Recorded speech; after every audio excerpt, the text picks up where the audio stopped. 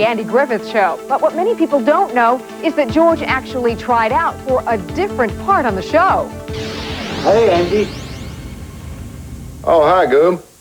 Things slow down a little bit at the film station? Before Goober Pile on The Andy Griffith Show, there was Gomer Pile. And instead of Jim Neighbors, George Lindsay actually got the part first. I auditioned for the part of Gomer on the Andy Griffith Show. And they took a hold on me, saying that I had it. And in the meantime, Andy saw Jim Neighbors working in a nightclub, and he thought he'd be great for the part, which he was and is. And so I had to wait my turn. We got both stars together in 1992 and found out what George really felt about Jim getting the part of Gomer. He never forgave me for it either.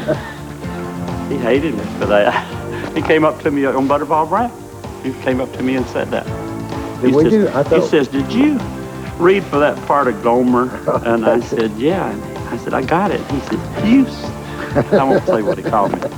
The character of Gomer was spun off onto his own show, Gomer Pile USMC, and then George came aboard as Gomer's cousin Goober running the local gas station. Here it is, the end of the day, and I sold the grand total of 42 gallons of gas. My aunt owned a garage, and Goober was a lot of those guys that worked at my aunt's garage and filling station. George says Andy Griffith was a real pro. Andy gave everybody a chance at being the star of a segment. And he was an absolute genius. Yeah. Andy made it funny sometimes, you know, practical jokes. I was so serious about all of it, and they tried to do stuff to me all the time. You know, Goober, you should be very proud of yourself, giving so much pleasure to so many people. Frances Bobbier, who played Aunt Bee, was supposed to be difficult to work with. Frances was not difficult to work with. Frances just liked her space. And when you got in her space, you got out of it real quick.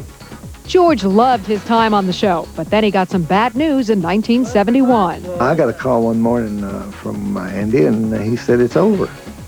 And he said, we've been canceled. I wanted to die, you know, because there was 7 years of working. George now found himself typecast in the role that made him famous. They don't want to know you're a college graduate. They don't want to know you taught school. They don't want to know you played college football. I'm giving my credits as we go.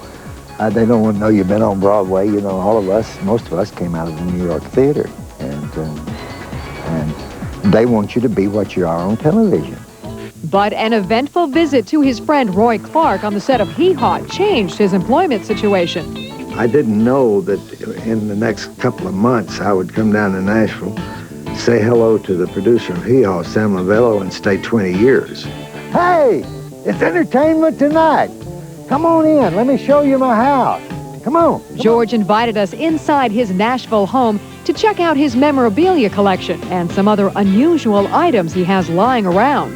There was a guy working up here, and this fell from up above, and we haven't been able to get it off of him. He regularly attends Andy Griffith Show fan conventions and keeps in touch with his pals from the show. We don't see one another every day, but we think of one another and call one another as often as we can. I'll see y'all next time. Just tell them Goober said hey.